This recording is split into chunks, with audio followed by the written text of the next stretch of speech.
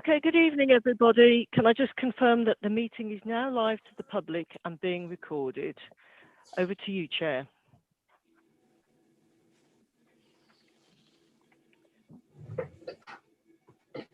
Good evening and welcome to members of the public, councillors and honorary aldermen to East Devon District Council's virtual council meeting on Wednesday, the 9th of December 2020.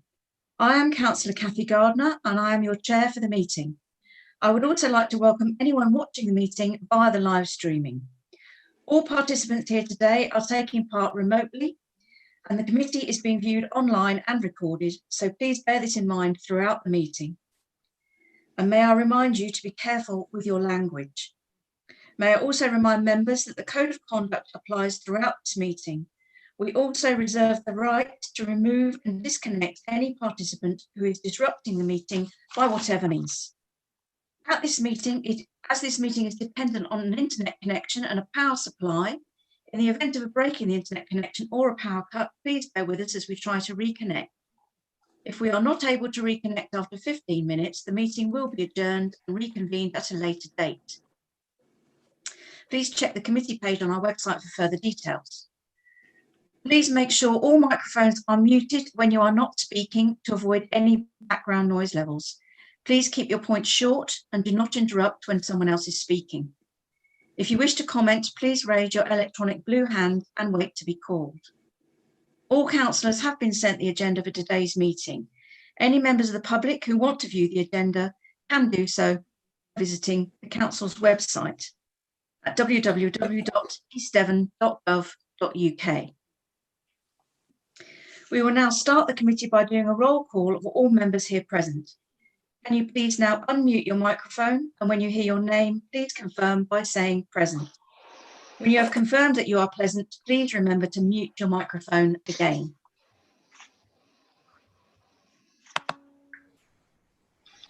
Councillor Allen. Present. Councillor Armstrong. Present.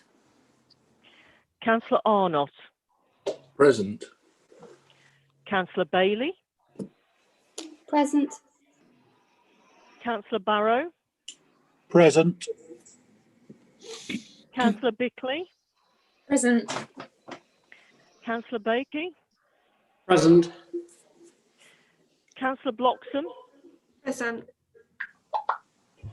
Councillor Bond. Present. Councillor Brown. Present. Councillor Cahill. Present. Councillor Chamberlain. Present. Councillor Chapman. Present. Councillor Chubb. Present. Councillor Coleman. Present. Councillor Davey. Present. Councillor Desaran. Present. Councillor Dent. Present. Councillor Faithful. Present. Councillor Gardner. Present. Councillor Hartnell. Present. Councillor Hawkins. Present. Councillor Haywood. Present. Thank you, Sue. Councillor Hookway. Present. Thank you. Councillor Howe. Councillor Mike Howe. Councillor Hughes. Present. Councillor Ingham. Present. Councillor Jackson. Present. Councillor Jarvis. Present. Councillor Jeffrey. Present. Councillor Johns. Present, thank you. Councillor Young. Present. Councillor Key. Present. Councillor King, Present. Councillor Ledger, Present. Thank you, sir. Councillor Loudon, Councillor John Loudon, Councillor Manley, Councillor Dawn Manley, Councillor McCollum, Councillor Tony McCollum, Councillor McLaughlin, Present. Councillor Miller, Councillor Present. Paul Miller, Yeah, present. Sorry, Sue. Councillor Moulding, Present. Councillor Parr, Present. Councillor Pepper, Present. Thank you. Councillor Pook, Present. Councillor Pratt, Present. Councillor Ranger, Present. Councillor Rickson, Present. Councillor Rowland, Present. Councillor Rylance, Present. Councillor Skinner, Present. Councillor Taylor, Present. Councillor Thomas, Present. Councillor Twist, Present. Councillor Wibley, Present. Councillor Woodward, Present. Councillor Ragg, Present. Councillor Chris Rice, Present. and Councillor Tom Rice. Thank you, Sue. Present. Thank you, Chair. That's the roll call. Thank you, Sue. Can everybody make sure their microphones are now muted, please? I can see a few still open. I can confirm we are quorate today, more than a quarter of members being in attendance. Agenda item 1 is public speaking. One member of the public has registered to speak. I would like to invite the speaker into the meeting. Please note that you have 5 minutes to speak and a 30-second reminder will be given. And that's Lisa Bigan from Honiton. Are you there, Lisa? She's just joining the meeting, Chair. She's just come in, if I can. She should be. I can see she's connecting. Yeah. Yeah. She'll need to unmute. Lisa, you can unmute. Where's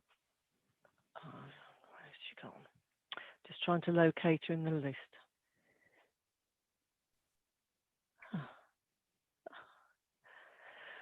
I can't find Public speaking is never easy doing it on Zoom. her. Oh, there. There we are. I've just asked her to unmute, Chair. Hello. Please go ahead, Lisa. Oh, hello there. Sorry, I've only just joined, so I didn't catch the beginning. Hello. Thank you, Chairman, and good evening to the councillors. I'm very pleased to have this opportunity to speak to you on behalf of the Honiton residents. My name is Lisa Bigan, resident, small business owner, mummy, and one of the many members of a proactive growing community movement that is Honiton Forward. Our mission is to ensure that Honiton is an inclusive community where everyone will want to live and work because the well-being of the residents is prioritised, the environment is sustainable, the economy is vibrant, and everyone is safe, life is fun. You might say that this sounds a bit like the mission of a council, which starts to explain why we are here tonight. Earlier today, a petition signed by approximately 1,400 local residents was lodged with your DSO. It calls on you to undertake a community governance review in Honiton to rectify the appalling and undemocratic situation that has taken hold within Honiton Town Council. The routine lack of transparency, the disdain for residents' views, and the regular flouting of the Nolan principles has proven itself incapable of serving Honiton residents.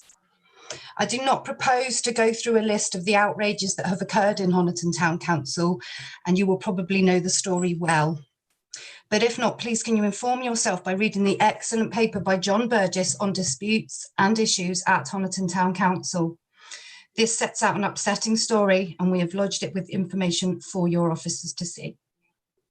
It accompanies a paper that clearly shows the democratic deficit that exists in Honiton and how flimsy the current groups claim to represent its community are. We believe that the current town council, which has not the shred of mandate from electors, has completely failed to deliver a sense of civic values, responsibility, pride and positivity, and local distinctiveness, which is reflected in the identities and interests of the Honiton community. The 2007 Local Government and Public Involvement in Health Act gives you the power to establish a government arrangement which specifically delivers all of those things. In fact, if more than 7.5% of the electors petition you to review those arrangements, you do actually have a duty to respond. As you will see, more than that have signed this petition. I should emphasise one thing: Honiton Forward is not a political campaign, unless, of course, you regard making the community the best it can be as politically contentious. Honiton Forward support and work with many groups and individuals to make Honiton a better place to live, and we will continue to do so. We aim to provide an inclusive viewpoint which all members of the community will feel they belong, including mental wellbeing support, signposting for local services and support groups, and organising events to unite each other. We seek to work alongside a town council. We are conscious, however, that some district council members may see Honiton Forward campaign as being an attempt to replace one political viewpoint on the town council with others which we believe to be better. So we want to make it very, very clear. While we oppose the current group's works, we believe the problems relate to the people involved and not political leanings. Our sole aim in raising this petition is to allow that Honiton residents should have a town council who they trust, one who is accountable to them and has a constructive programme of work aimed at serving them. We want to restore the council properly through a contested election so that everyone who claims to represent the community has a mandate to be there. If the current group believe that they do so and they do good for the community, then let them stand and let them make their case.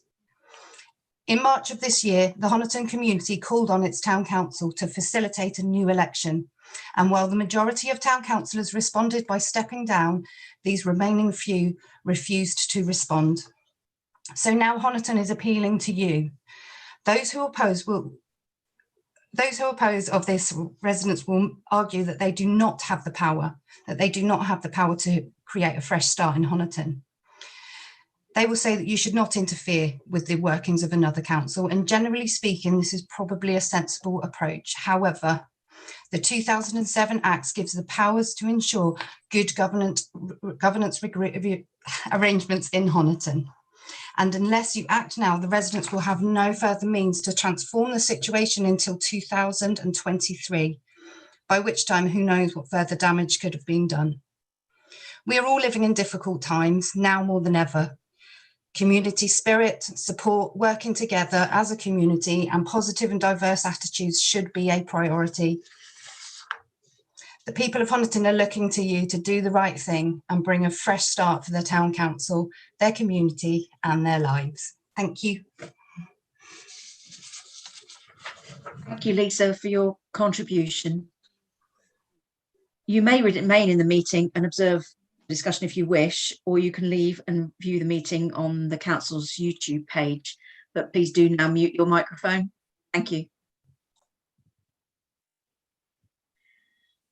Agenda item 2, minutes of the previous meetings of the council on the 21st of October 2020 and minutes of the extraordinary meeting on council of Council on the 24th of November 2020. Firstly, on the minutes of the 21st of October, if you have any comments on these minutes, please raise your electronic blue hand.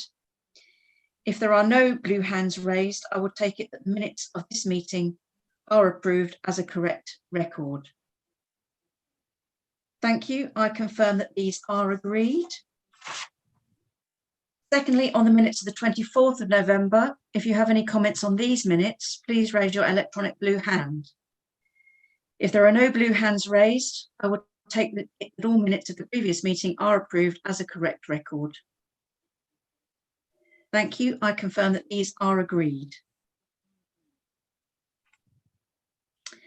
Agenda item 3 is apologies. Sue, can you tell us who apologies have been received from? Councillor Hall. Councillor Hall, Honorary Alderman Sarah Randall Johnson, Honorary Alderman Francis News. I think that's it, Chair. That's all I've received. Thank you. Agenda item 4, declarations of interest. Are there any declarations of interest? If anyone has one, please raise your blue hand now. Please remember to unmute yourself and advise the type of interest and the reason. Councillor Paul Hayward. Thank you, Chair. I have a personal interest in item 11 as I sit on the executive board of a community group that seeks to alleviate food poverty in Axminster. Thank you. Thank you, Councillor Hayward. There's a couple more blue hands have gone up now. Councillor Vicky Johns. Hi, number 11, I'm one of the directors of Ottery Community Volunteers and Ottery Community Larder. Thank you. Councillor Mike Allen. Thank you, Kathy. Yes, I'm a member of Honiton Community Church that runs the food bank in Honiton and is involved in a number of other food banks and activities to relieve poverty. So obviously motion 11 I have an interest in. Thank you. Councillor Paul Miller. Thank you, Chair. Motion 11 again. I do some work for the Co-op group, which works to alleviate food poverty, and I volunteered for Exmouth Friends in Need, which is a charity trying to relieve poverty in Exmouth. Yeah, thank you. Thank you. Moving on now to agenda item 5, matters of urgency, infrastructure funding statement 2019 to 2020. Community Infrastructure Levy SIL Regulations 2010, as amended, there is a legal requirement for East Devon District Council as a planning authority to prepare an annual infrastructure statement, which must be published and submitted to the government by the 31st of December 2020. I have agreed to this as an urgent item so that EVDC can submit an annual infrastructure funding statement to the Ministry of Housing, Communities and Local Government by the 31st of December 2020. Can I invite members to note the content of the accompanying report to this item and to confirm your agreement to the 3 recommendations contained within it so that the statement can be submitted on time? Thank you. Henry, do you want to comment on that? And I see Councillor Ledger has a blue hand raised.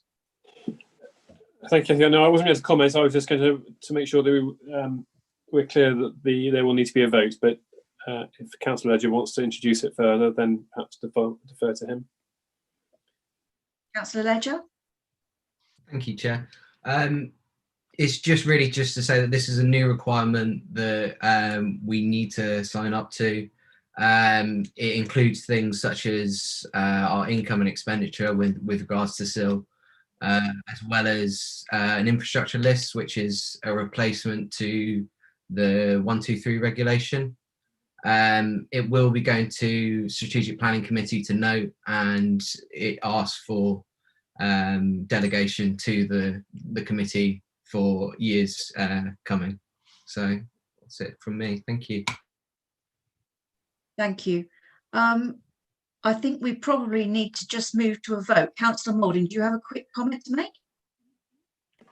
Yes, Chair. I don't know if members have got the details in front of them, but on my copy, I've got links to background information, Council Report April 2016, and the annual report of 0167 and 0189, South East Devon Habitat Regulations. And then the final one is the Community Infrastructure Levy Development Contributions Annual Report for 2019-20, which is the one we're talking about now.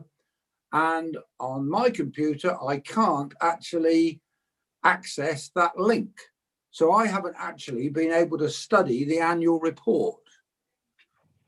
So are other councillors experiencing that when they went through these minutes? Sam Hawkins, I see, is nodding his head. And so is Chris Wright. Henry, do you have a comment about that?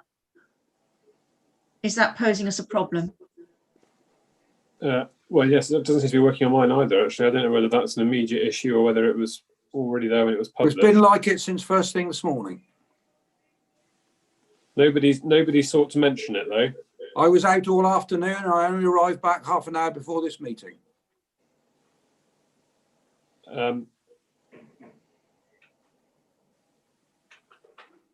Yeah, so I think it is an issue. I think all I can suggest is that the council takes a view that it's happy to proceed, subject to a delegation to probably, I would suggest, the chief executive in consultation with the group leaders to confirm that they're happy. Obviously, the portfolio holder for strategic planning is happy with it. I know that he would have seen it, but I think that's probably a prudent way forward in the circumstances, given the timescales that we are working to. Thank you, Henry. So your advice is that we should move to a vote to approve this because of the legal requirement and the deadline for timing, but that we need to do that on giving delegated authority to the chief executive to proceed. Yes, that's correct, Chair. Councillor Ledger, are you comfortable with that, given that this is your portfolio? Yes, more than happy with that. Thank you, Chair. Okay. Can we move to a vote, please? Can you vote using the buttons yes for green button for yes, red button for no? Please vote now. For the benefit of those watching online, voting is now underway.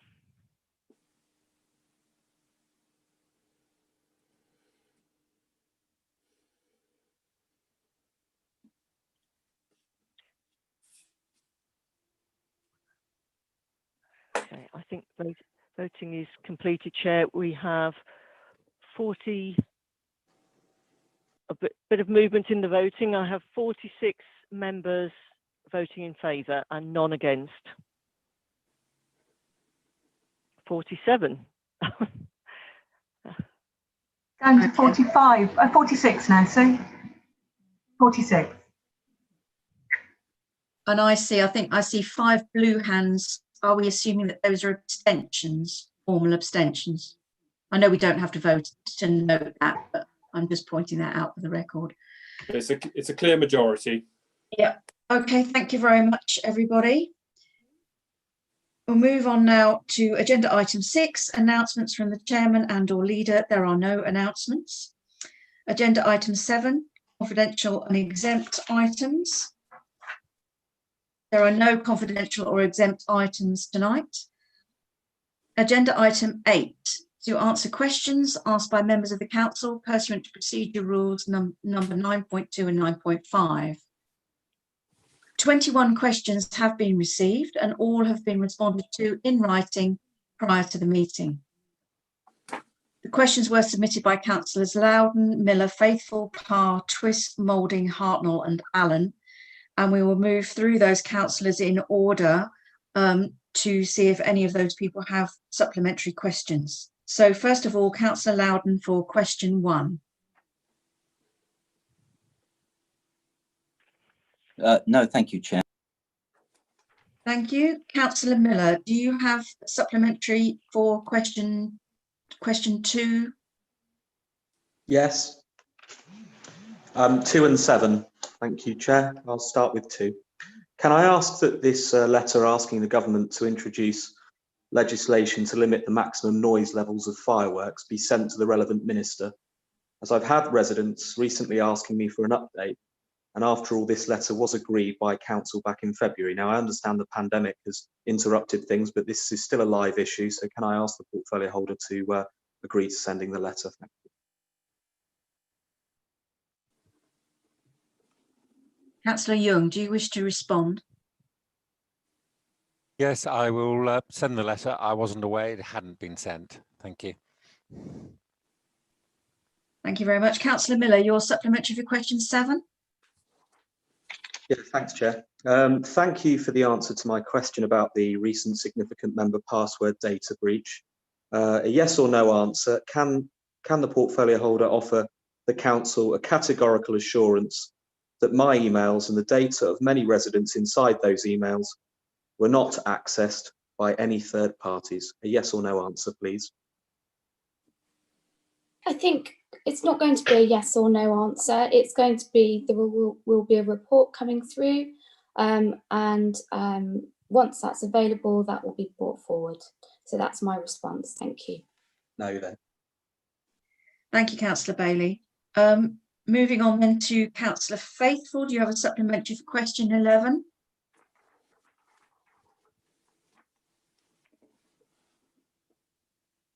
Yes, I do.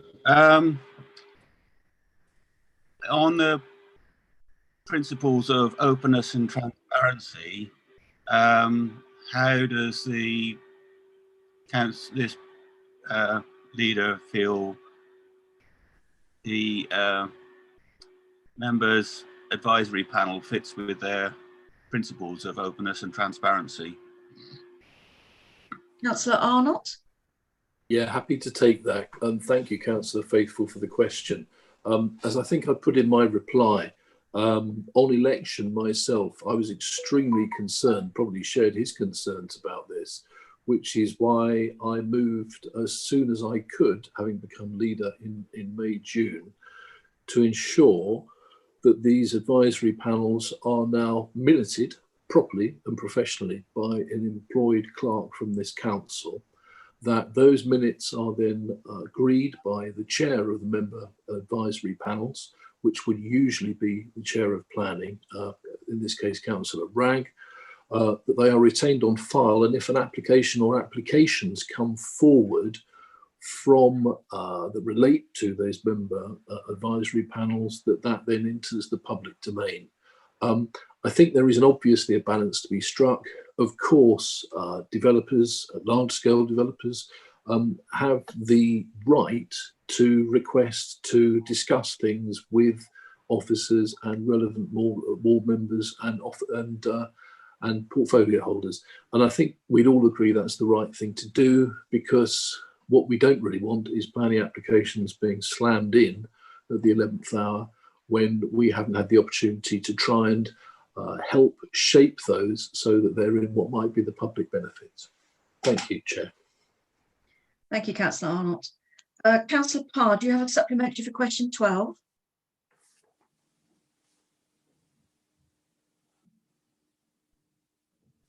Yes, thank you.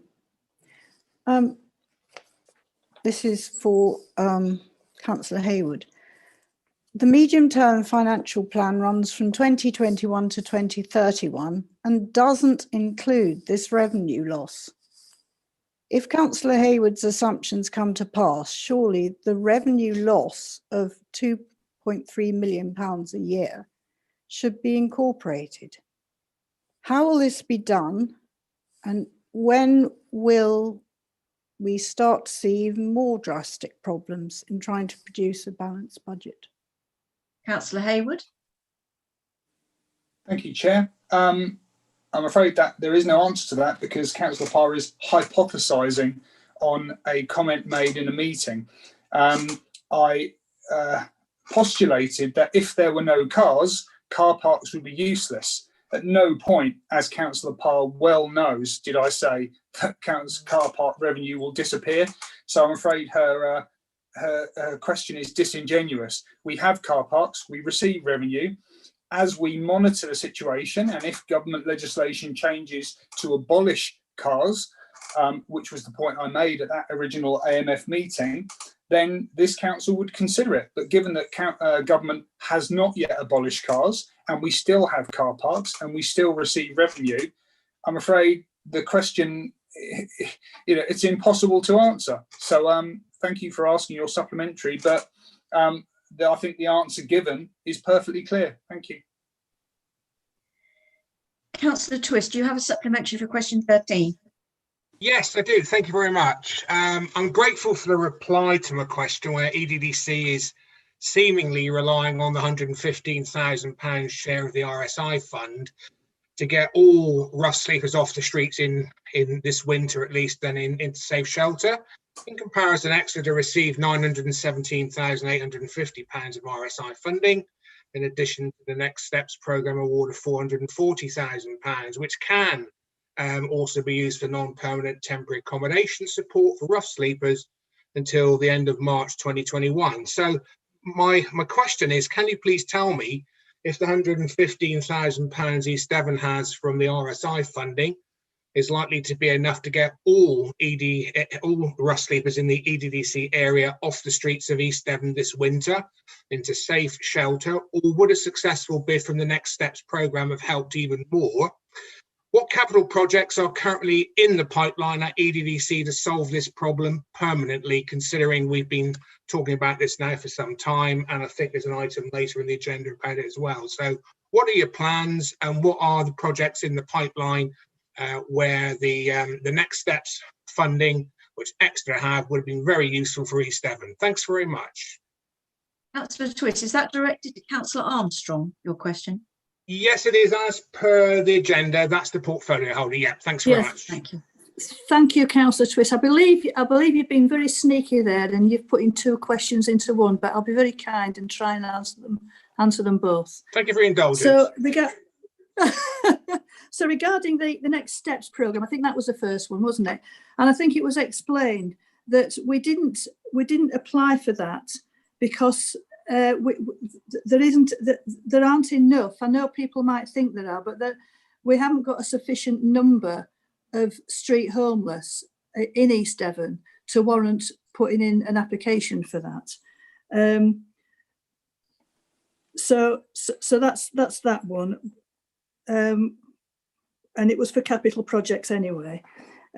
So what was your next question? Sorry, to repeat, is what are the capital projects that are currently in the pipeline? Because I recognise the first part of the answer. Oh, right, yeah, sorry. But yeah, obviously, yeah. at the moment, Well, you're saying we haven't got any capital projects, so that's the other bit. Yeah. So we. I'm sorry, I'm still confused what you're asking. Well, in your answer, you said projects. that we didn't have any capital projects. Well, presumably to have a permanent permanent solution, we have to have capital going into projects to get people off the street. Yeah, well, we're doing that. We don't necessarily need capital. My understanding is we don't need capital funding specifically, because we are dealing with, we're managing to get people off the streets anyway, because there are relatively few street homeless in East Devon, and we've got two temporary lots of accommodation in Exmouth recently, which have been able to cope with the excess people who have come forward via the COVID crisis. So we're managing to cope already, I think. But I'm more than happy to put that question to our officers for the fuller details, if you prefer, because they're the ones on the ground dealing with this. Thank you very much. I was rather hoping you might be able to answer it as you're the portfolio holder, but thank you very much. That's appreciated. Thank you, Councillor Armstrong. Councillor Moulding, do you have any supplementaries for your questions 14 to 18? You're muted, Councillor Moulding. You're still on mute, Councillor Moulding.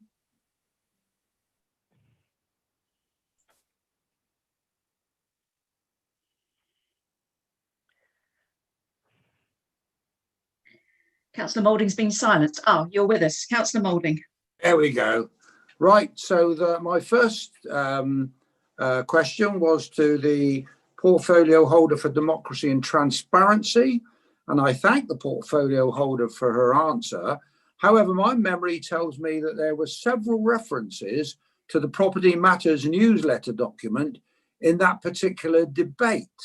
So I want to know, how will she ensure that officers established at every meeting will be open and transparent to all those attending, and all the information is provided as evidenced this evening by the fact that none of us could read the community infrastructure report before a decision could be made on the matter of urgency. So I want to know, how is she going to ensure that officers make absolute positive moves to make sure that every meeting is open and transparent? Sarah, are you there?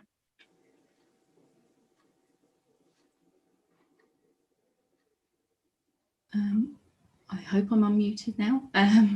Thank you very much, Councillor Moulding, for your email, for your question.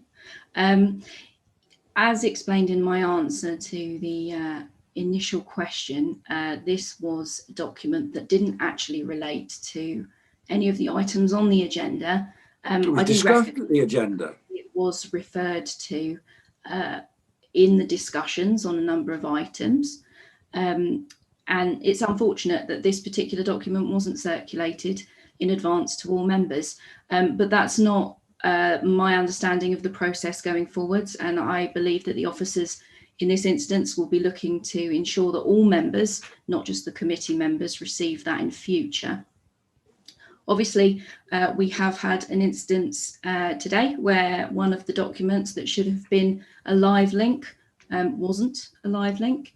And unfortunately, you know, we're all human here, our officers are human, and these things do tend to happen.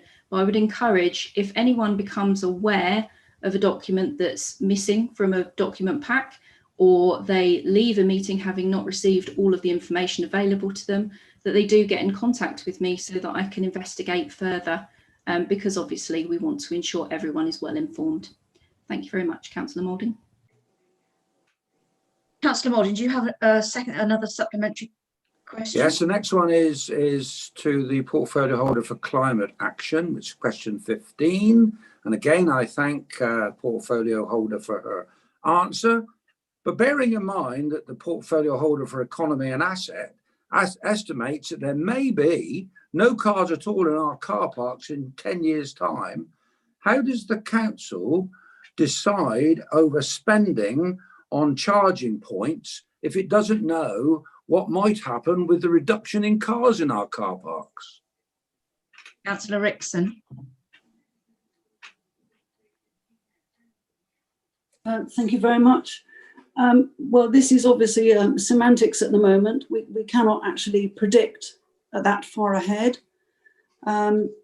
We have at the moment to provide facilities for visitors and others who may not have access at home, but we don't have to go overboard with providing these charging facilities because, as you say, we cannot actually predict with any certainty what this will result in. We are trying to deliver some charging points as we've stated in the answer, but we just have to wait and see what happens with driving in the future, because nobody really knows what people are going to do. Thank you, Councillor Rickson. Councillor Moulding, do you have a supplementary question 16? Chair, sorry, as I was named, may I have a right of response, please? Councillor Hayward. Yes, go ahead, Councillor Hayward. Thank you very much, Chair. So just to cover that point, so I need to bring Councillor Moulding to heel slightly here, in as much as I didn't say there will be, I hypothesised with the word if, which is clearly shown in question 12 from your colleague, Councillor Parr. So I take exception to your deliberate attempt to obfuscate there, Councillor Moulding. There's no need for it. And and I'm afraid it's just grandstanding. So you know exactly what was said, although I can't remember if you were actually at that meeting. I know you're not, but anyway. So yes, I was. I was there. Okay, so you were there. Well, in that case, then I was there, and you said there may be. Please do not. No car parking in 10 years' time. Please do not talk over one another. Thank you very much. I think that's enough on that subject. Can we please move on? Councillor Moulding, do you have a supplementary for on question 17, please? I certainly do. No, question 16. Oh, sorry, 16. Sorry, I've got my numbers don't miss wrong. out one, Chair. 16. Question 16 is, and I thank the portfolio holder for his answer. However, I am very disappointed that he hasn't given me any projections for our 5-year land supply for future years. All he's given me is for 1 year. As the proposed urban extension for Axminster has stalled, how does he propose to ensure that the 800 additional homes for Axminster will be delivered to ensure that we retain our 5-year land supply? Councillor Ledger. Thank you, Chair, and thank you, Councillor Moulding. Can I just ask for a bit of clarification? Right now, we've monitored our 5-year land supply. Our 5-year land supply is 5.73 years. It's a declining position, but obviously with us moving forward with our local plan, the draft hopefully going in 2023 and that being adopted in 2024. Does Councillor Moulding think that I need to give predictions of what the housing land supply will be in every single year for the next 5 years as well? That's what we're hoping for. This isn't a conversation. Thank you. Councillor Ledger's answered that. Councillor Moulding, do you have a supplementary question 17? Yes, I do, Chair. And again, I thank the portfolio holder for his answer, but I would like to know how the money being procured, I would like to know how, not how the money is being procured, but what is it going to be spent on in our towns? There's a £50,000 sum. What sort of initiatives are going to be supported by that £50,000?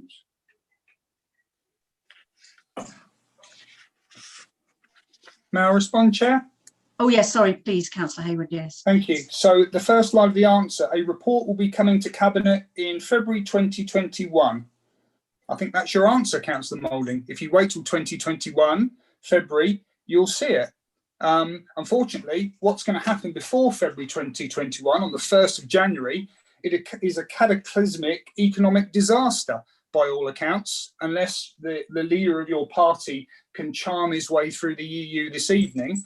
So until that happens, I'm afraid I can't give you a penny by penny breakdown of where the money is going to be spent. It will be spent in the most judicious, efficient way, depending on circumstances. But as those circumstances appear to change every 5 minutes, at this point, I can't tell you, but I'm sure in 2021, along with the rest of Council, you'll be privy to that information. Thank you. Councillor Moulding, do you have a supplementary for question 18? I do, Chair. And this is to the leader of the council, and I thank the leader for his very lengthy answer. However, his response seems to be looking backwards rather than looking forwards in that regard. And what I'm asking for is the timetable for the delivery of a supermarket in Cranbrook, which is the desire of the residents of this fast-growing town. Councillor Arnott. Thank you, Chair, and thank you, Councillor Moulding. And may I wish him and all of his party members a very happy Christmas and a Merry New Year. I hope I might be able to say that if Councillor Loudon had followed up with the same zeal as Councillor Moulding, but I'm disappointed that he didn't, to my first answer. Yes, Councillor Moulding, so you'll be aware that strategic planning meets next week. You'll be aware that in the agenda there are 2 models there for how this might be delivered. What we certainly can't do is put a shovel in the ground tomorrow and start building a supermarket, but it is absolutely at the apex of our concerns. And to assure you, as I did in my answer, I think I and others have been having very positive meetings with members representing Cranbrook, who are doing an outstanding job. And I would be absolutely delighted, provided the council can provide me with a protected bubble, to roll my way down to Cranbrook at any point, and indeed perhaps alongside our chair, cut the ribbon on the new supermarket when it is eventually delivered. Thank you. Thank you, Councillor Arnott. Councillor Hartnell, do you have a supplementary for question 19? Excuse me, Chair. Chair. No, Councillor Loudon, I can't allow you to speak at this point. Sorry. Councillor Hartnell, do you have a supplementary for question 19? Thank you, Chair. Yeah, just for question 19, actually. I'd like to thank the portfolio holder for his response. I'm well aware of the government funding that is to be deployed by this council in the form of grants. Your response, however, does not focus on the question. I'm both disappointed and concerned that it appears that the current administration have no plan of their own to help kickstart the local economy post-COVID. And I'd like to ask Councillor Hayward if he thinks that having to wait until February for a plan to come forward is acceptable, knowing full well that implementation of any such plan will take even longer. Thank you, Chair. Councillor Hayward. Thank you, Chair. Well, I mean, it's difficult to answer that because, of course, we have priorities. We're implementing them. We have a team of dedicated, experienced staff bringing economic projects forward. We have grant funding. But as Councillor Hartnell knows, as he works in this sector, the economy is being, to use your phrase here, is being kicked to pieces by COVID. It's being kicked to pieces by a rapidly deteriorating economic environment. And each time this council steps forward to solve one problem, another problem manifests itself. Our staff are exhausted. They're doing 110, 120% of what they would normally be expected to do. All councils on this council are exhausted trying to keep up with the pandemic situation. So I do refute what you say, that we don't have any plans. We have plans. We just published our statement of intent. We're working on the council plan, which is coming forwards. And we respond quickly and efficiently to each crisis that is thrown at us from exterior forces, most of which are outside of our control. Were they not there, then I'm sure there would be a more easily visible set of plans. But unfortunately, they keep changing. And as I mentioned in my previous answer to your colleague, Councillor Moulding, on the 1st of January, there will be another set of economic kickings to deal with. So really, I just say to you, follow the trend. Look what we're doing. Look what we're doing in the economy with our grants, with our support for businesses, with our support for community groups. It's all part of a package to help residents and the economy. I don't really think East Devon as a district council, a collective, can do any more than we're already doing. But we are looking at every opportunity for training, for working with economic partners, commercial partners, working with higher authorities, the LEP. No avenues are being unexplored. But in a crisis like this, each problem takes us back another step. We then move forward another two. It's an endless process, as Councillor Hartnell probably is well aware. Thank you. Thank you, Councillor Hayward. Finally, Councillor Allen, do you have a supplementary for question 21? Yes, the only supplementary I have really is that Councillor Arnott appears not to understand the definition of deprivation, which was in the poverty panel presented by John Golding and is now on the order paper tonight. Deprivation is basically when somebody is unable to afford food, clothing and housing. I'm coming to the question. Does he then consider that we should get the maximum speed behind trying to help such people? Councillor Arnott. Thank you, Chair. And again, I'd like to wish a happy Christmas to Councillor Allen. Before I answer your question, can I just say how disappointed I am today in the patronising and aggressive tone that's being used. The number of times that people are disappointed in the answers, the written answers they're being given, and the inference that people don't understand things. It's a scruffy way of debating things. So, Councillor Allen, just so you understand what the council is currently doing in this crisis to address deprivation, we have had the financial hardship fund going, as you all know. We've had the community support hub going, as you all know, and its advice in relation to and directly to food banks. We have had a council tax reduction strategy, as you all know, and although I think by common consent it's pretty thin gruel, there has been the £500 track and trace amount for people who've had to go into that we've also been administering. So the council has been very busy on that indeed.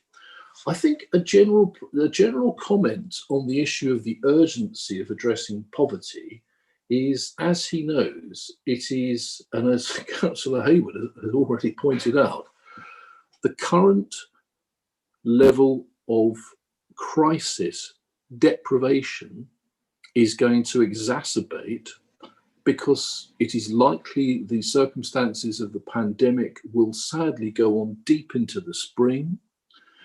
And it is also likely that I'm afraid if we do crash out of Europe in the next couple of weeks, you will see food shortages. And I've seen evidence to see that.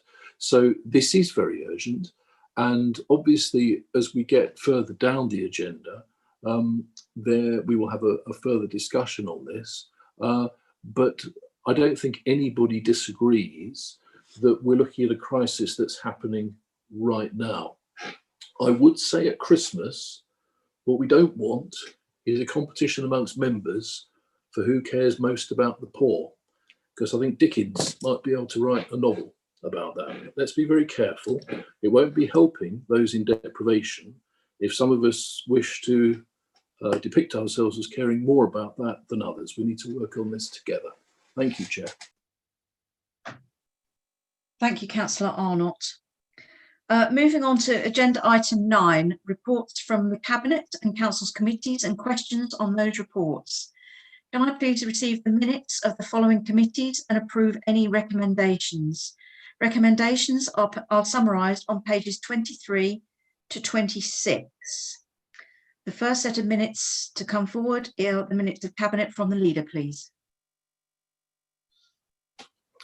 Thank you very much, Chair. Yes, if I may, I would like to present the minutes as I desperately try and find the document that has just disappeared from my screen. There it is. Yes, thank you very much.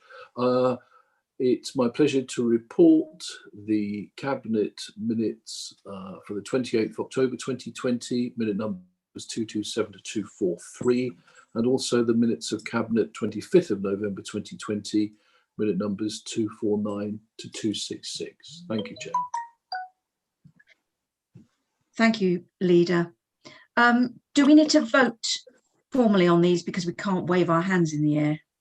Yeah, so if we can do a green tick, red cross, just to say there are no called minutes, Chair.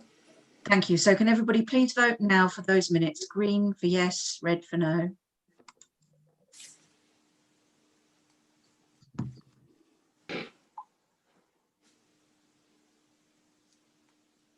Okay, Chair, we have 52 councillors voting in favour and none against. Thank you very much, Sue. Moving on to Councillor Brown presenting the minutes of Scrutiny Committee held virtually on the 5th of November. Councillor Brown. I present the minutes of the Scrutiny Committee of the 5th of November, minutes number 87 to 94. No called minute, Chair. Thank you. Can members please vote now to approve those minutes?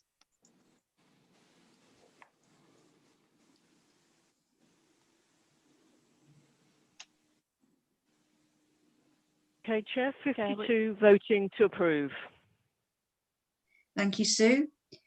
Moving on now to Councillor Ledger. to present the minutes of Strategic Planning Committee held virtually on the 20th of October and the minutes of Strategic Planning held virtually on the 22nd of October. Thank you, Chair. So I present the minutes of the Strategic Planning Committee on the 20th of October, minute numbers 62 to 76, and the minutes of the Strategic Planning Committee on the 22nd of October, minutes 77 to 81. Thank you very much. And there are no called minutes, Chair. Thank you. Can members please vote now?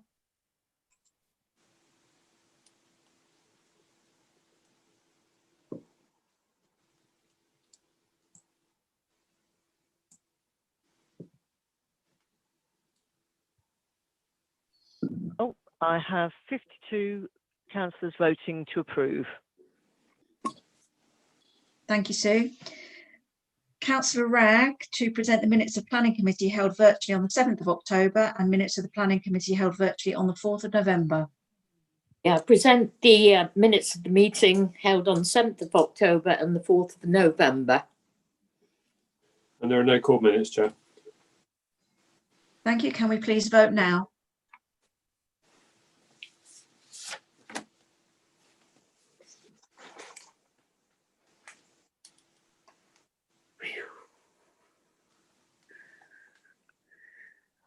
Okay, we have 50 voting to approve. Thank you, Sue. Moving on to Councillor Hawkins to present the minutes of Audit and Governance Committee held virtually on the 26th of November. No called Chair. minutes. I'm sorry. Yes, I can see that Councillor Cahill has a hand up, and I think that was Councillor Hawkins who spoke. Councillor Hawkins? I'm sorry, I was just going to present the minutes of the minutes of the Audit and Governance Committee held on the 26th of November 2020, minutes 51 to 61. Thank you. Councillor Cahill, do you have a comment on those minutes from Audit and Governance? I do, Chair, indeed. Thank you for allowing me to speak. I do believe them to be incorrect because there was something that was discussed at that meeting where I requested a review of the District Council's fleet of vehicles and their transport resources. And there was a proposal by Councillor Gazzard and it was voted on, but it's not recorded in the minutes.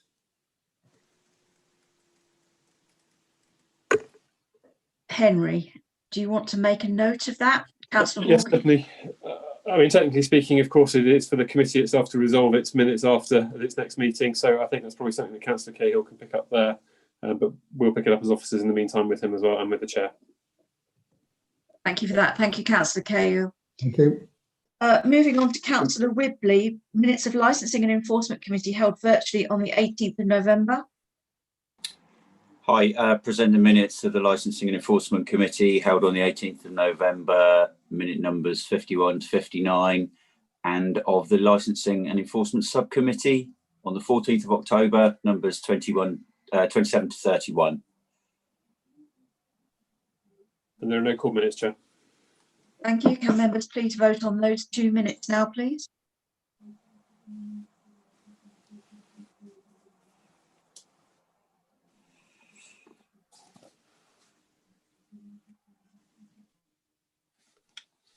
Okay, I have 51 members voting to approve.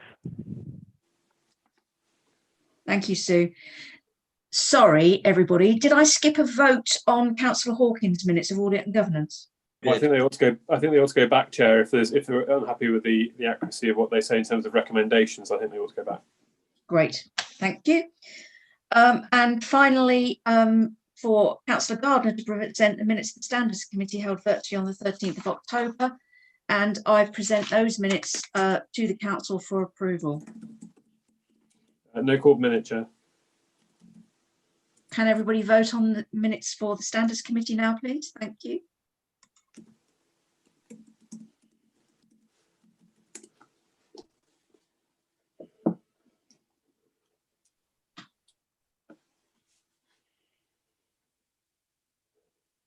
Okay, Chair, we have 50 councillors voting to approve. Thank you, Sue.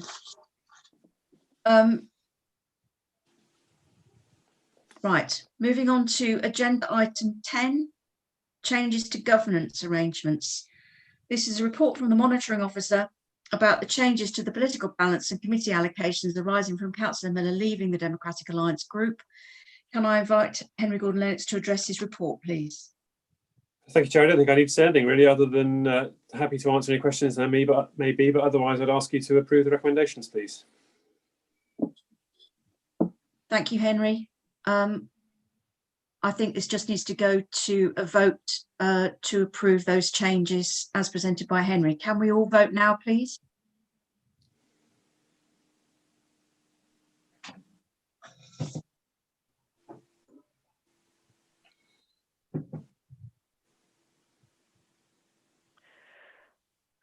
Okay, Chair, I have 50 councillors approving, none against.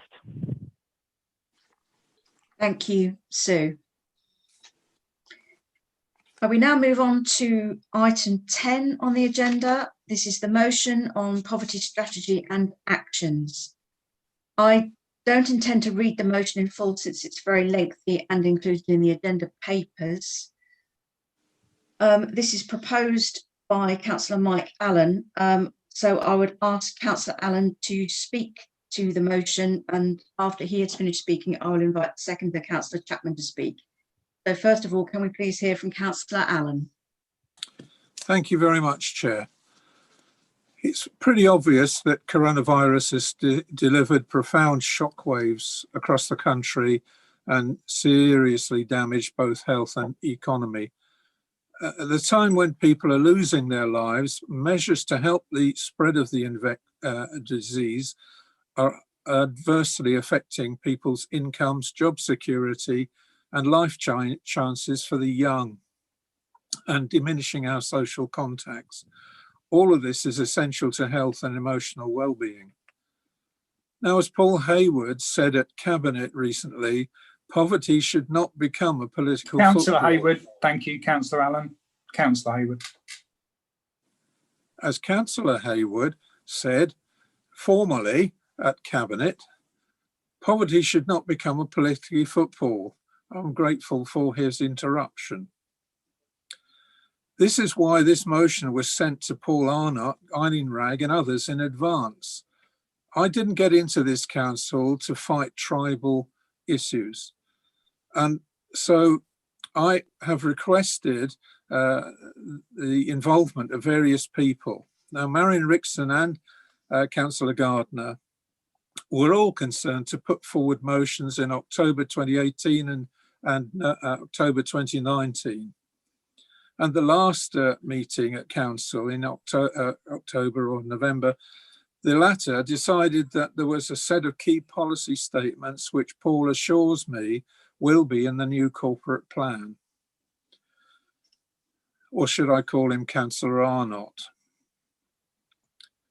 During the pandemic, the NHS, local government and local communities have really come together, reshaping their work in an effort to contain the infection and protect the vulnerable. And there have been detailed studies by academics and think tanks, such as the Joseph Rowntree Foundation and the Centre for Economic Justice, about the likely results of the pandemic. Universally, it's clear that hospitality, tourism, retail and food will be the hardest hit, and this is core to our community. At first sight, the challenges facing us today appear overwhelming, and what we need to do is work at speed to help the poorest in our area and help them to cope with these extreme circumstances. Nearly 3/4 of UK consumers are concerned about their finances, and about half say they will spend less this December than last year. 1 in 4 employees have been furloughed in our area, and many sole traders have temporarily closed. 8,500 East Devon residents are now on universal benefit, which is doubled since last March and 8 times larger than 2018.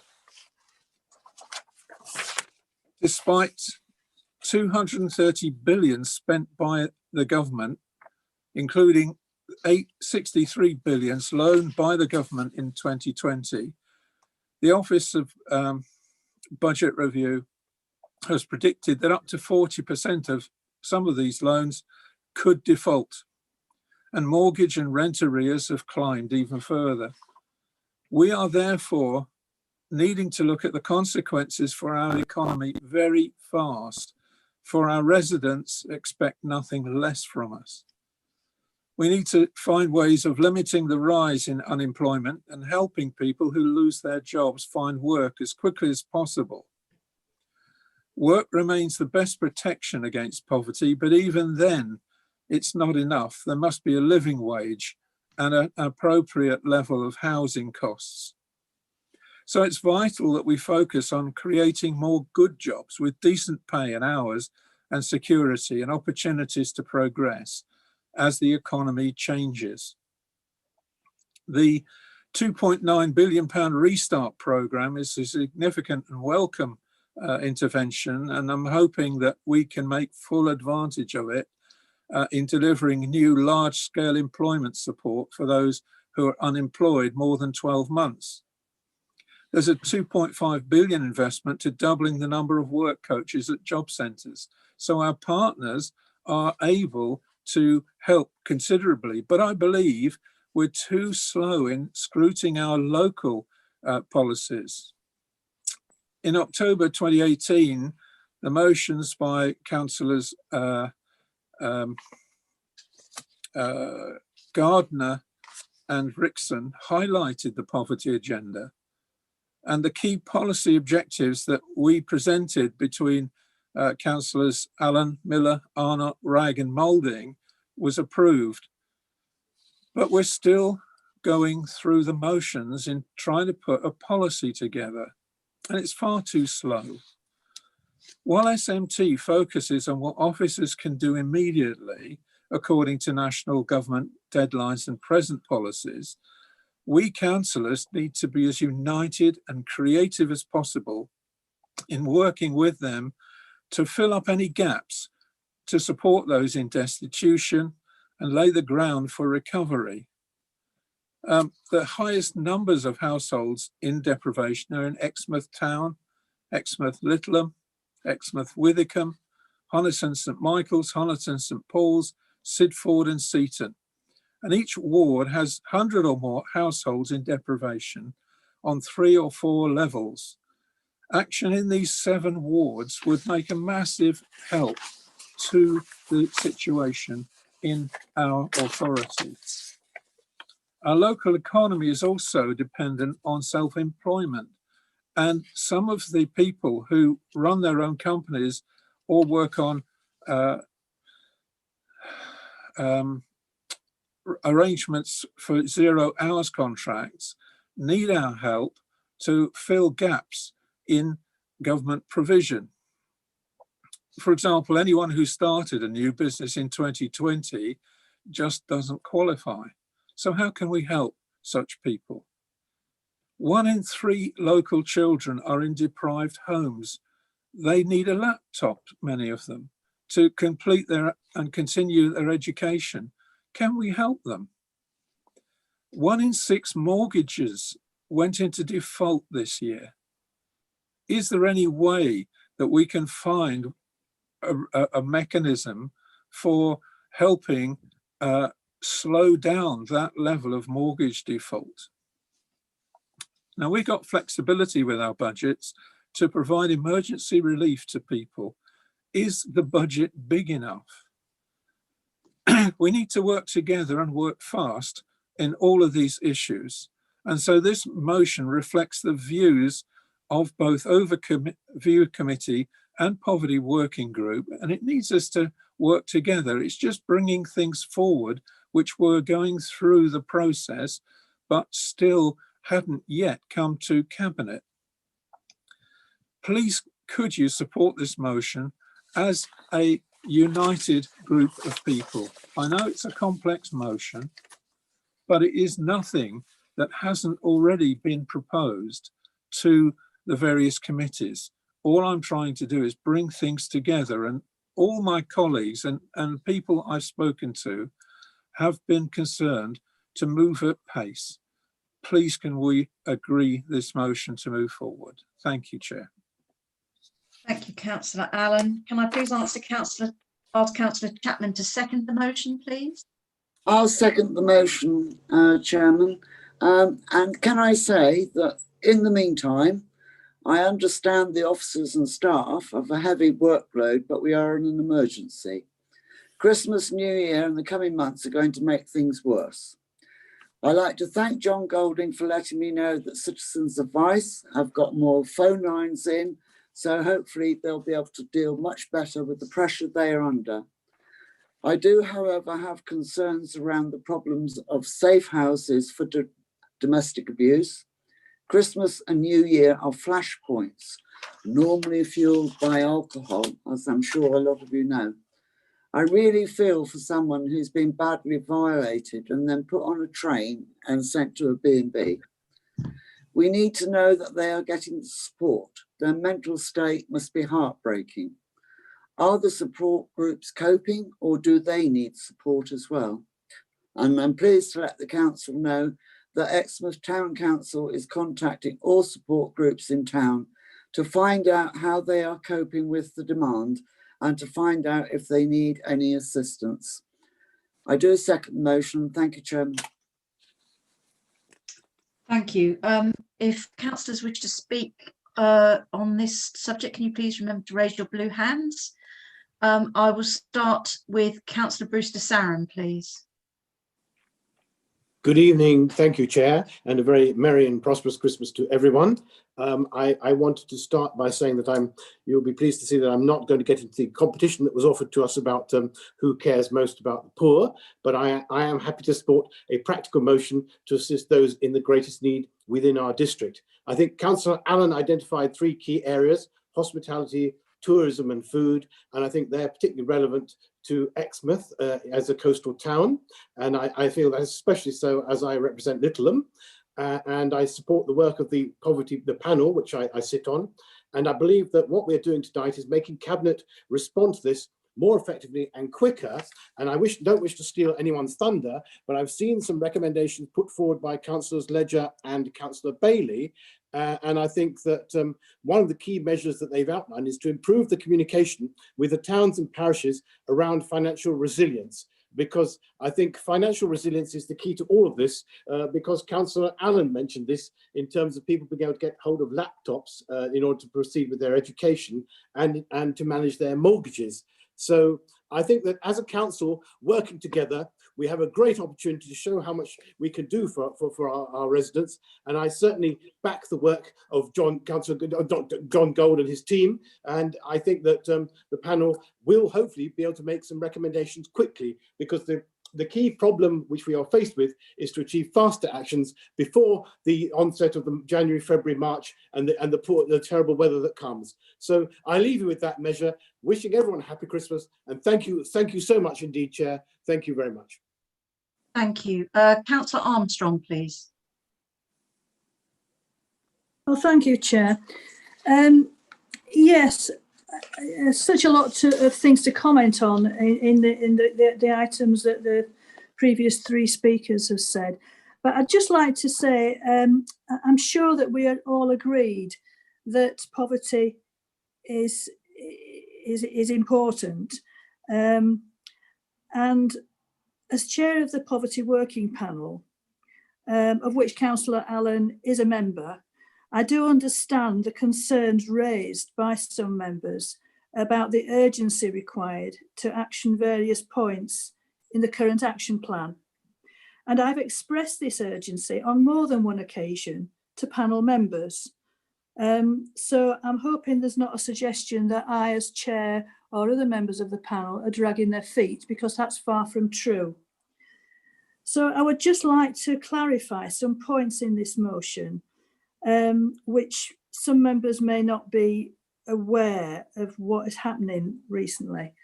The first two, i.e. the policy vision, which will be incorporated into the poverty strategy. And Councillor Allen and the panel have been told that again on more than one occasion. And future meetings of the panel will be in public. The first one was on Monday, and past meeting agendas and minutes will be made available. And many of the remaining items are either ongoing actions, which the council have been doing for a long, long time, years, I would say. And obviously in recent months, these actions have increased substantially. And others are being addressed in the action plan, which the poverty panel is working on now. So we're implementing the wishes of council by establishing a poverty panel and working up a poverty strategy. And the timetable for achieving this has already been agreed by the panel. The panel will take account of the expert views of partners, service users, and good practice, so we can produce a well-considered and comprehensive poverty strategy. For example, the next meeting in January, we hold monthly meetings, which is pretty good to say that, you know, they have to be administered by democratic services staff and senior members of staff as well. So the next meeting in January, we'll have a briefing which will be open to all members of the council from the Department of Work and Pensions, because we have to understand what is happening out there with various partner organisations so that we can input that information into the poverty strategy. And then the next month, we will be having a briefing from Citizens Advice. And then the following 3 meetings, this is the plan at the moment, and I'm prepared to be, for my mind to be changed on this and for things to be sped up a bit if officers and other members can manage that. But the following 3 meetings will be led by our senior officers in finance, in housing, and in environmental health, i.e. health and well-being. So that is the plan at the moment, and all members of the poverty panel are aware of that, and no objections have been made to that so far until this item came through now. You've only got to look at recent reports to Cabinet to see some of this work, be it in relation to support for business, hardship schemes, homelessness, recovery from the pandemic, and links with community and voluntary sector groups, operating a community support hub, maintaining health and well-being, etc., etc. Staff from various departments have worked tirelessly, and I know I've said this before, but it's true, and I'm hoping that we all recognise that. They've worked tirelessly during the pandemic and before the pandemic to administer schemes to support people to avoid and remove themselves from poverty. That is ongoing work, and it will carry on forever and ever, probably, but certainly during this pandemic. And I don't want people to get the impression that we have to have a poverty strategy before anything can happen, because we don't. It's happening now. The poverty strategy is about pulling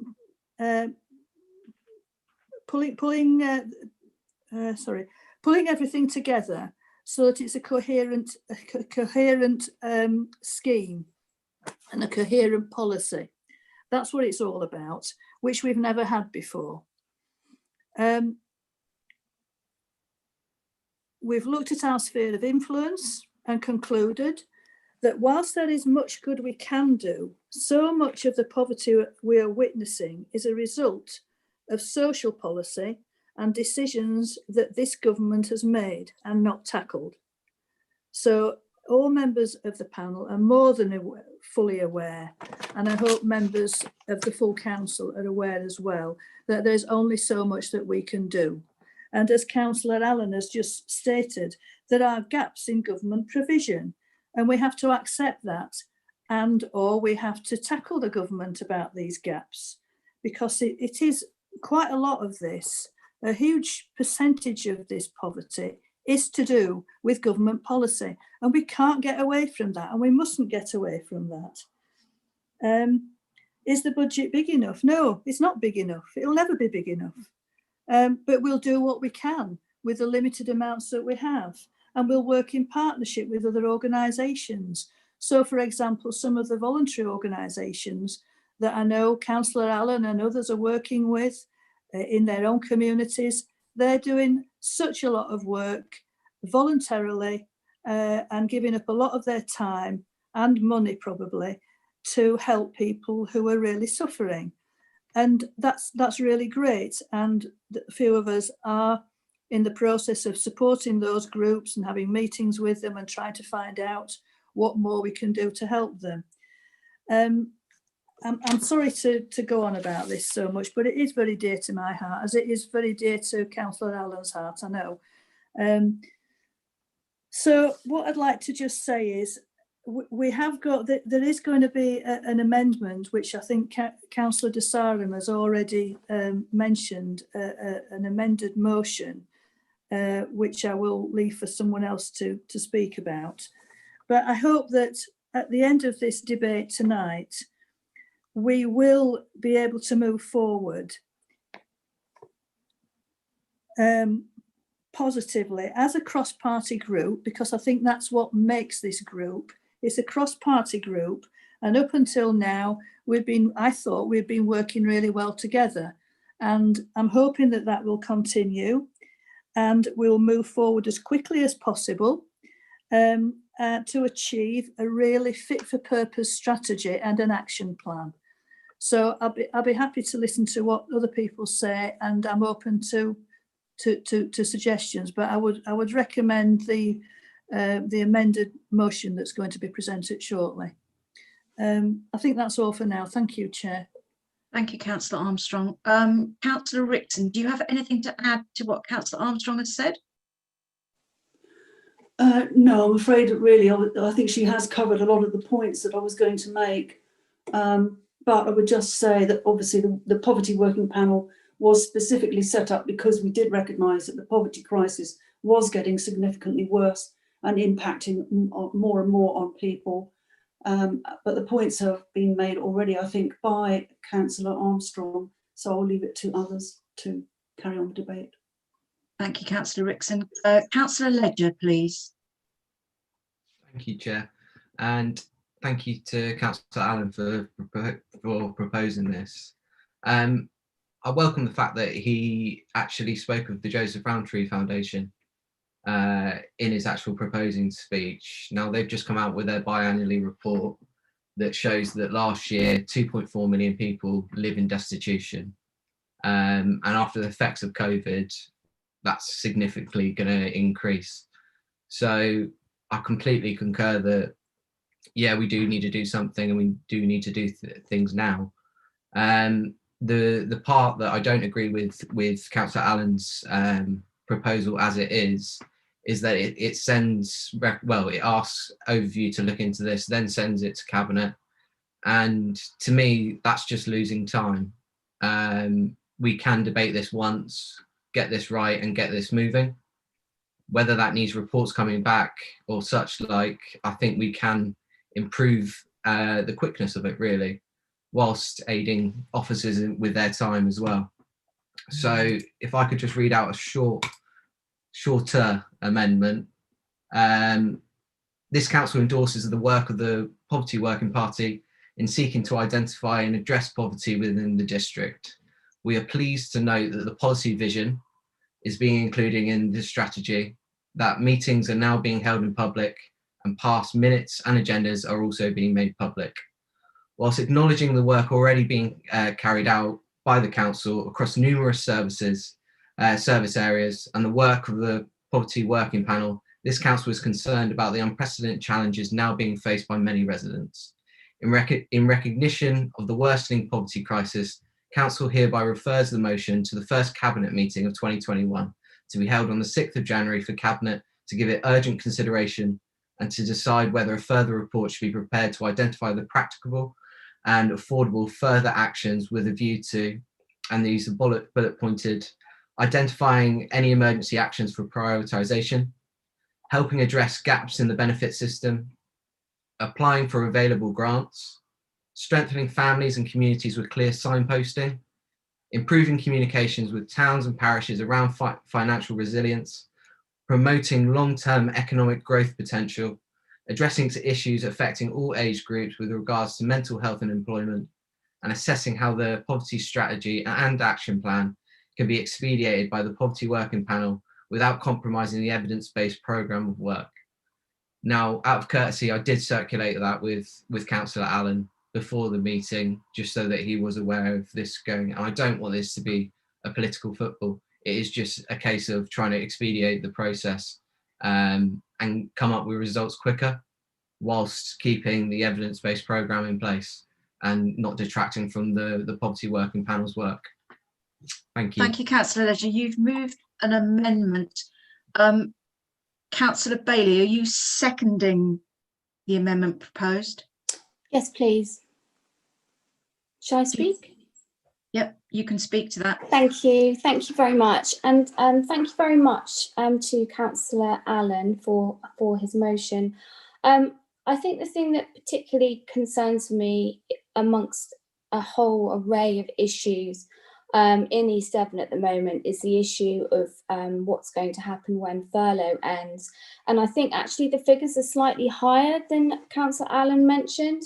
And I think the predictions that were talked about in our poverty working panel meeting, suggesting based on Devon County Council's figures that of those on furlough, which I believe is around 19,700 residents, that around 5 to 15% of those may become unemployed at the end of the furlough scheme. So I completely agree that it's a really serious and urgent action is needed.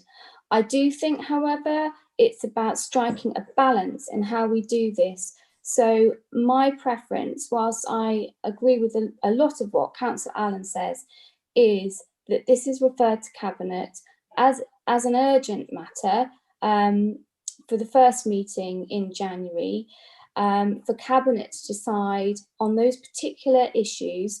And I think it is important that the great work of the Poverty Working Panel isn't undermined. And I think it is also really important that we don't have too many different committees looking at different aspects. I think it's really important to have a coherent approach. And the Poverty Working Panel was set up under Cabinet. So I am happy to second the amendment. I hope that we can, as well as doing the work through the Poverty Working Panel, the Cabinet can look at those particular matters in the amended motion. And I hope that we can all work together.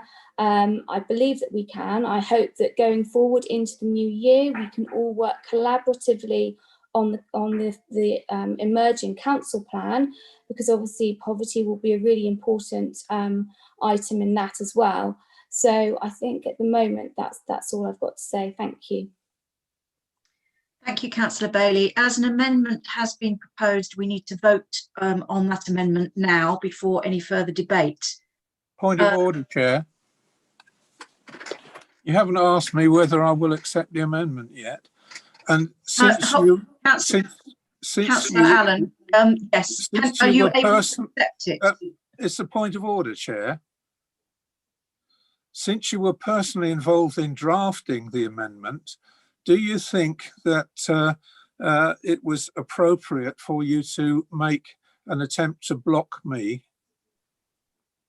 I had no intention to block you, Councillor Allen, at all.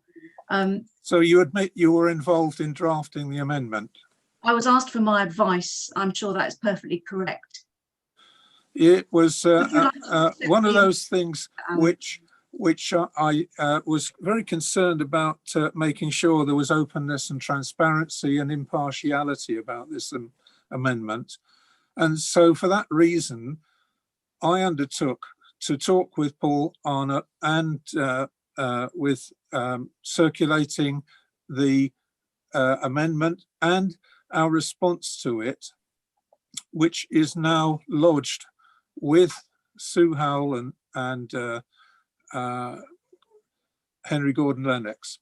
And it is actually in agreement with you to absorb the proposed motion within the motion which was proposed first. Thank you, Councillor Allen. I think procedurally, and I'll ask Henry to confirm, we need to vote on the amendment as proposed word for word by Councillor Ledger first before moving to any future possible amendment after that. Is that correct, Henry? You're mute, Henry. Sorry. So easy to do, isn't it? The motion was tabled as per the agenda. So the amendment has been validly moved. So yes, you will need to vote on the amendment first. And if that's carried, that then becomes the substantive motion to which further amendments would then be made. It doesn't have to be straight away. You can carry on having discussion for the time being, but the first vote will be on the amendment. I think at this stage... Point of order, clarification, Chairman. I'm asking Henry if I accept the proposed amendment, why we have to vote on it first. Well, if you accept the amendment as has been presented by Councillor Ledger and seconded, then you don't. But that's not in accordance with what you have sent through. They are different from each other. It would have to be word for word, accepted word for word as Dan read it out, Councillor Allen. And I don't think that's what you were intending to move to. If you're willing to accept Councillor Ledger's amendment as it stands, then we can move on and debate that and vote on that amendment. I think it would be best to discuss and vote on the amendment and then decide whether or not I accept it. Okay, thank you very much. I can see I will have a couple of speakers before we move to a vote on the amendment. I think that might be a reasonable thing to do because a couple of councillors have had their blue hands up quite a while. First, I'll ask Councillor Jarvis, please, to comment. First of all, this is not a criticism of the chair of the Working Poverty Panel, nor the council. Working, and maybe I should have declared an interest, I wasn't quite sure. I work on the high street, I work for a charity, and I'm seeing things going deeper and deeper on the high street into trouble. As I mentioned, because I am a member of the Working Poverty Panel, I mentioned that I actually have a spreadsheet of 19 shops and 14 of them exist in East Devon, and I'm seeing hotspots going on. We also live in a community, in what we consider to be a wealthy community, but many of our individuals actually work in the care industry or on the high streets in Exeter or Honiton, et cetera, and we are on the brink of losing so many retail outlets.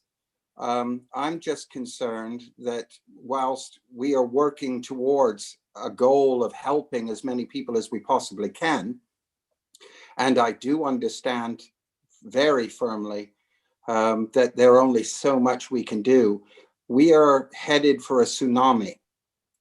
I don't think when we set up the panel, we understood how quickly things are going to turn. If we end up going into another lockdown, it's going to take out many different industries, including the charitable world, because they just cannot continue to pay rents, pay employees, pay for logistics. I do agree with Councillor Ledger that we certainly do not want this to be spread out through many different committees. The quicker we can act on things, the better. Like I said, I don't think we believed or understood how quickly this could turn into a nightmare.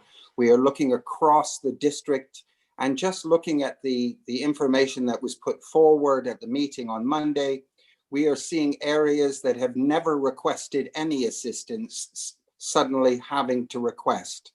We have so many people who were convinced and encouraged to go into self-employment, only to find that their businesses have shut down. And even with the grants that have been made available to them, once their universal credits have been reduced from that grant, it's not encouraging to keep their businesses in place.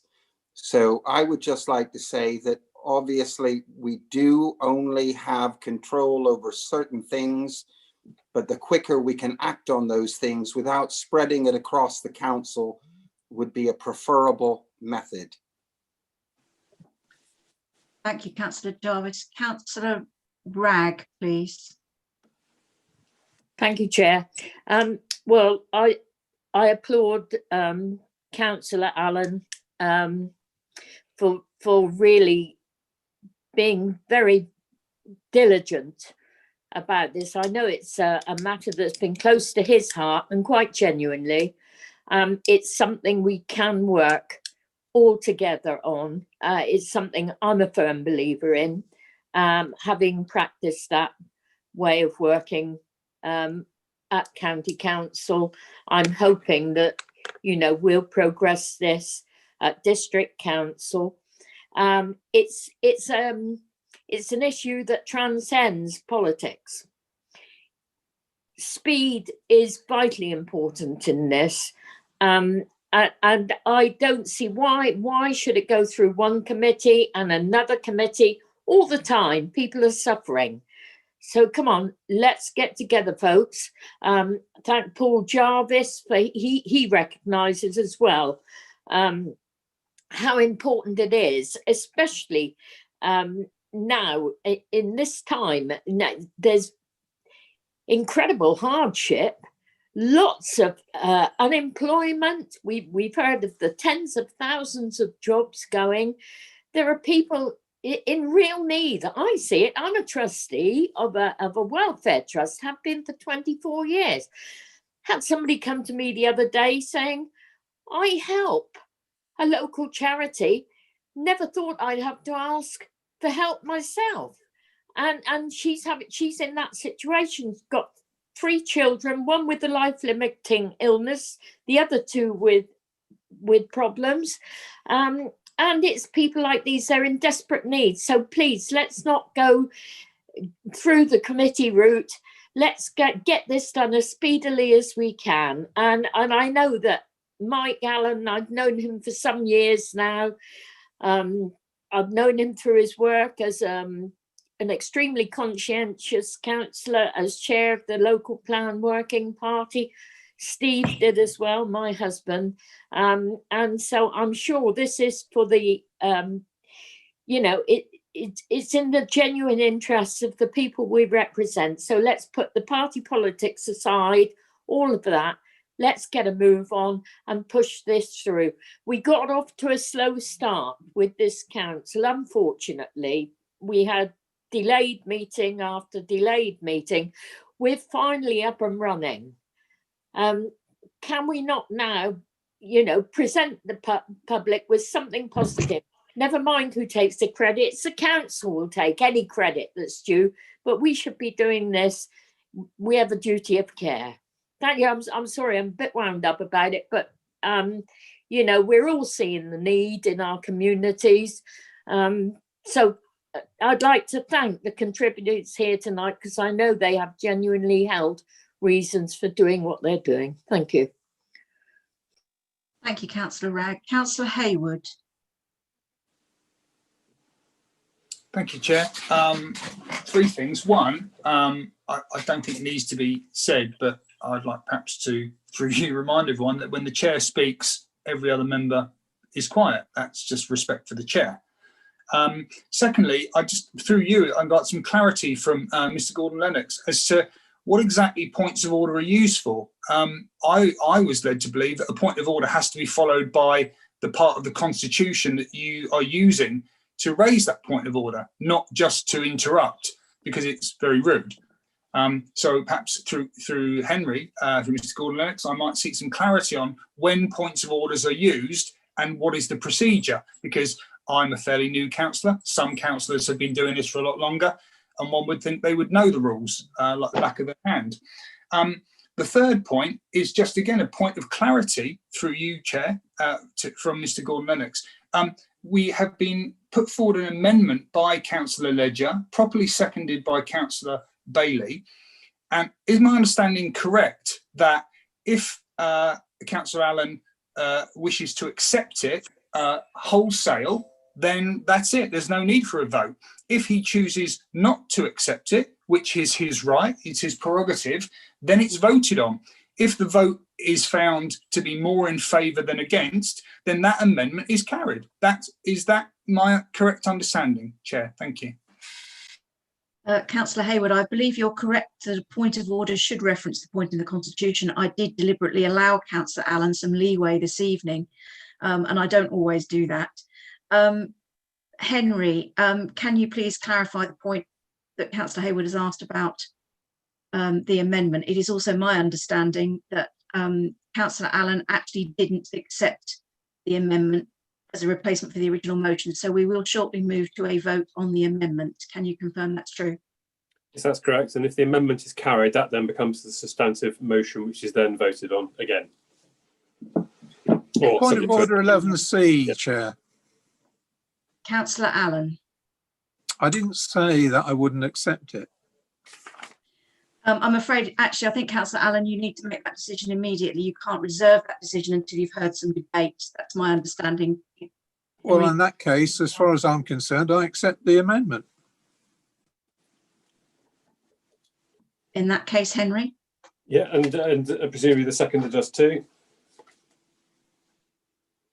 Yes, I do. So that can be the substantive motion that's now voted on then. Okay, so we need one vote on that amendment. I think. Excuse me, sorry, Chair. Would it be out of order if I invited Councillor Ledger and Bailey to add their names to the motion which I've now accepted? I think you've accepted their amendment, so their names are on that. Is that correct, Henry? Well, it's still Councillor Allen's motion, which is now taking on the form of wording that was put forward as an amendment. So it is still Councillor Allen's motion. It's up to them, I suppose, if they want to sign up to that as well. I mean, it will be reflected in the. Oh no, it won't be recorded, will it? So it won't form. Their names won't be added as a matter of course. So if they want to have their names added, I think that's fine. Councillor Ledger, Councillor Bailey. I don't know if you're worried about doing that. Don't need recognition for this. I just wanted to go ahead. Thank you. Councillor Bailey, I see you nodding. Agree. Yeah. I'd like to move to a vote fairly soon on this topic. I think fundamentally all councillors are agreeing this is a really important issue. We need to move and do as much as we can to help those in need as quickly as possible. But I'll take two more speakers before we have a vote on what is now the substantive modified motion. Councillor Gazzard, please. Thank you, Chair. Can I firstly say that I'm grateful for Councillor Armstrong's update that she gave us earlier on in the debate, and I'm grateful to our officers for all the hard work that they're doing. I would also like to say thank you to Councillor Allen for bringing this motion forward, and I would also like to say thank you to the amendment. We all know, and as Councillor Wragg is quite clearly identified, we councillors on the street are finding this problem every day, and it's getting really disheartening and depressing to be a councillor and finding that there's not much that we can do for them at the moment. And that's why I would like to congratulate Exmouth Town Council, must declare an interest because I am a member of the Town Council, for the initiative that they took on Monday night to try and alleviate poverty to people in Exmouth. But would it be possible that we could treat this as an emergency? We treated other issues like climate issues as an emergency. I think now this is a real emergency that we're facing, and that, as I said earlier, we are seeing this every day now. More and more people are getting into a situation where they cannot afford to buy food, they cannot afford to pay their rates, they can't afford to pay their rent, and I'm very grateful for what the Poverty Working Party is doing. And unfortunately, I couldn't attend on Monday. I did give my apologies, but I would just like to just raise the issue, if I could, Chair, through you, that I think the motion is good. The amendment to me makes it even better, but I just think that we need to treat it as an emergency and get on and see what we can do to help the residents. We've helped businesses the best that we can with government grants. I think we're now in a position of where we've got to do something for local residents. So I agree, we shouldn't be political on this. I think we will all agree across the board, whatever spectrum we're on. Please, please, please, can we just do something to help the residents that are outside that are absolutely finding the situation soul-destroying at the moment. Thank you, Chair. Thank you, Councillor Gazzard. I think we all feel as strongly about this issue and the need to help people. I'll ask one more speaker and then we'll have the vote. Councillor Miller, please. Thank you, Chair. And I just wanted to endorse every single word the previous speaker, Councillor Gazzard, said.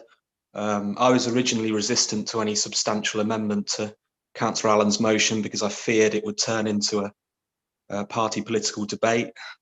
However, my mind has been swayed by the speeches Councillor Armstrong, Bailey and Ledger have made. It's about speed. It was also swayed by a call I got at 3 o'clock today from a gentleman who has been providing caravans for homeless people in Exmouth, but the County Council will now be towing those caravans away because they are parked illegally, meaning the homeless people, three of them will be no longer with shelter. So speed is vital, and I welcome this urgent Cabinet report. And I hope the issue of homelessness is a significant part of this report, because I think it's the most extreme form of poverty we have in our district, and it's the most important duty this council has at its disposal to relieve people of that homelessness. Thank you very much, and I'm glad this debate has ended well and in good spirit, and it hasn't descended into any petty party politics. Thank you. Thank you, Councillor Miller. I think I need now to ask Councillor Allen to sum up before we move to the vote.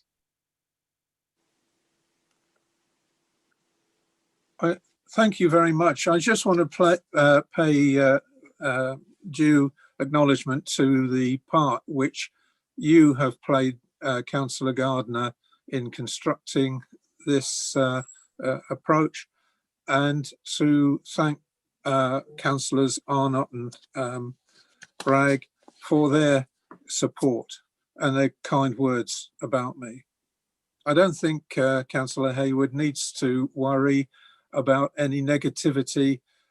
Everybody in this group of councillors seems to be in absolute agreement that we have a serious problem, that we need to move fast, that Cabinet needs to have a report in January for action on the most emergency items. And I have personally achieved everything I wanted in bringing everybody to agreement on such a vital issue. And I hope that we can have a unanimous vote on this particular motion. I never wanted to cause division. What I wanted was unity, and it looks as if that is the way we're heading, and I certainly hope we're all going to vote for this motion. Thank you. Thank you, Councillor Allen. I think we can now move to a vote on the amended motion. Can everybody please vote now? Green tick for yes, red note for vote no, blue hand if you are abstaining.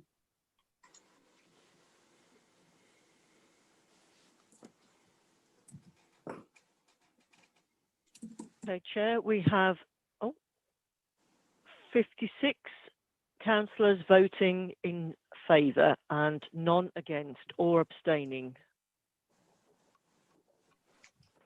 Thank you very much. The motion as amended is therefore carried. No, it's a substantial motion now.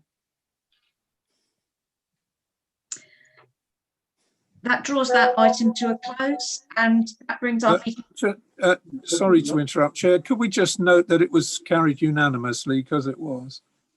Yes, absolutely. If Democratic Services can confirm that every councillor present voted for, and there were no abstentions, I don't think anybody did abstain, but was it unanimous, Sue? I'm just seeing a blue hand raised by Councillor Ragg. I'm not sure if Yeah. that means she's abstaining. No. Oh. No. With your permission, Chair, I'd just like to say this is the first time in nearly 22 years on this council that I've seen peace and harmony break out. So happy Christmas to everybody. Thank you very much, Councillor Ragg. Very nice. I also would like to give my good wishes to everybody for a happy Christmas. Let's hope we have a much better 2021 than we have had in 2020. That brings our meeting to an end, and I'd like to thank everyone, including any members of the public watching online, for taking part.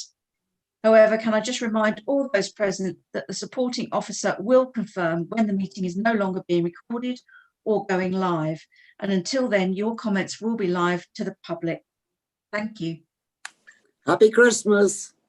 Happy Christmas. Happy Christmas, you. Maddie.